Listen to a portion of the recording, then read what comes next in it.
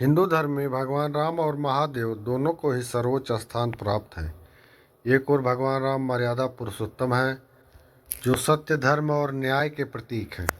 वहीं दूसरी ओर भगवान महादेव त्रिदेवों में एक हैं, जो संहारक, तपस्वी, भक्तवत्सल माने जाते हैं।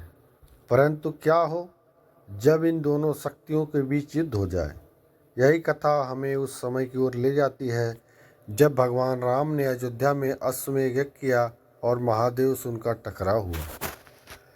रामायण काल के उपरांत जब भगवान राम ने रावण का वध कर दिया और माता सीता को पुनः अयोध्या ले आए, तब उन्होंने अपने राज्य की उन्नति, धर्म की स्थापना के लिए अश्वमेध यज्ञ करने का निर्णय लिया।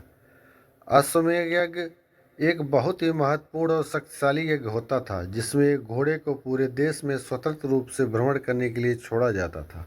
जो भी राजा उस घोड़े को रोकता, उसे भगवान राम की अधीनता स्वीकार करनी पड़ती या फिर युद्ध करना होता। राजा वीरमणि, जो भगवान शिव के अनन्य भक्त थे, उन्होंने भगवान राम के अश्व को रोक लिया। राजा वीरमणि को अपनी शक्ति और महादेव के आशीर्वाद पर अत्यधिक विश्वास था। उन्होंने घोषणा कर दी कि वे भगवान राम की अधीनता स्वीकार नहीं करेंगे और युद्ध करेंगे।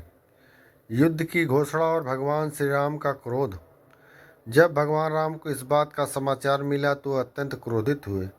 उन्होंने अपने भाइयों लक्ष्मण, भरत और शत्रुघ्न तथा अपनी विशाल सेना के साथ राजा वीरमणि के राज्य पर चढ़ाई कर दी। दोनों सेनाओं के बीच भयंकर युद्ध हुआ। राजा वीरमणि की सेना में कई वीर योद्धा थे, लेकिन वह भगवान राम की सेना के सामने टिक न सके।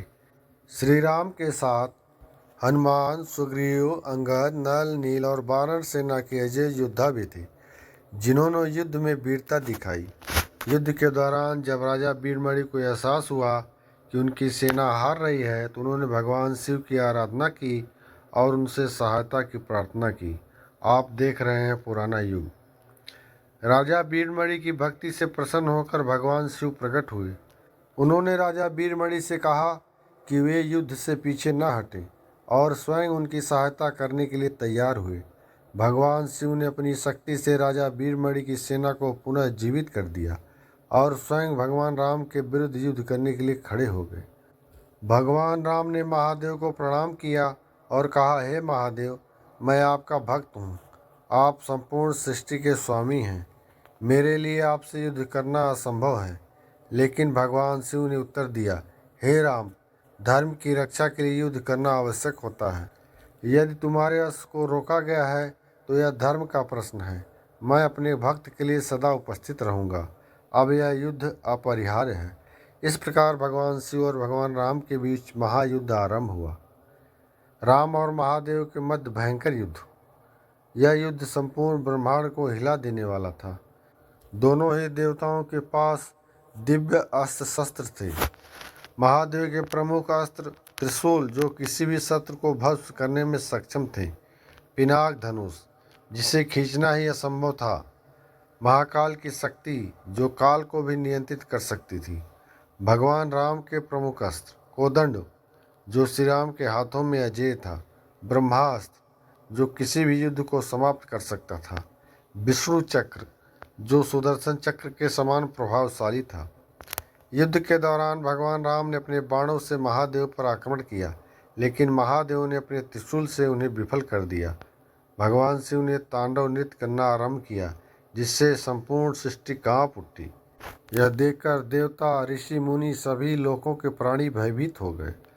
भगवान राम ने महादेव को हराने के लिए ब्रह्मास्त्र का प्रयोग किया, लेकिन महादेव ने त्रिशूल के प्रभाव से उसे नष्ट कर दिया। यह युद्ध कई दिनों तक चला और कोई भी एक दूसरे को पराजित नहीं कर पा रहा था। जब युद्ध लंबे समय तक चलता रहा और कोई निष्कर्ष नहीं निकला, तब भगवान विष्णु स्वयं प्रकट हुए। भगवान विष्णु ने भगवान शिव को प्रणाम किया और कहा, हे महादेव, श्री राम मेरे ही अवतार हैं। यह युद्ध अनंतकाल तक चलेगा, क्योंकि आप और वह तो एक ही हैं। भगवान शिव मुस्कुराए और अपनी तांडव मुद्रा को शांत किया। उन्होंने भगवान राम से कहा, हे राम, यह युद्ध केवल मेरे भक्त की भक्ति की परीक्षा के लिए था। राजा वीरमणि को अब अहंकार छोड़कर तुम्हारी शरण में आ जाना चाहिए। इसके बाद भगवान राम और भगवान शिव ने एक दूसरे को प्रणाम किया और युद्ध समाप्त हो गया। राजा वीरमणि ने भगवान शिव के आदेश का पालन किया और भगवान राम की अधीनता स्वीकार कर ली। भगवान राम ने उन्हें क्षमा कर दिया और कहा, हे वीरमणि, भक्ति का अर्थ अहंकार नहीं, समर्पण होता है। भगवान शिव केवल उन्हीं की सहायता करते हैं जो सत्य और धर्म के मार्ग पर होते हैं। राजा वीरमणि ने अपनी भूल स्वीकार की और अयोध्या जाकर भगवान राम से क्षमा मांगी। इस कथा से हमें कुछ न कुछ सीख मिलती है। अहंकार का नाश, चाहे किसी को कितनी भी शक्ति क्यों न हो, अहंकार का विनाश होता ही है। सच्ची भक्ति में समर्पण आवश्यक है। केवल भक्ति करने के लिए भगवान प्रसन्न नहीं होते, बल्कि सत्य और धर्म के मार्ग पर चलना ही अनिवार्य होता है। तो अंततः हम इस निष्कर्ष पर पहुँचते हैं कि भगवान राम और महादेव का पौराणिक युद्ध केवल शक्ति की परीक्षा नहीं, बल्कि भक्ति और अहंकार की परीक्षा भी है। यह कथा हमें सिखाती है कि भक्ति और शक्ति का सही उपयोग ही सच्चे धर्म की राह होती है। इस प्रकार यह कथा हिंदू धर्म के गूढ़ रहस्यों और आध्यात्मिक संदेशों को उजागर करती है, जिससे हम अपने जीवन में सही मार्गदर्शन प्राप्त कर सकते हैं।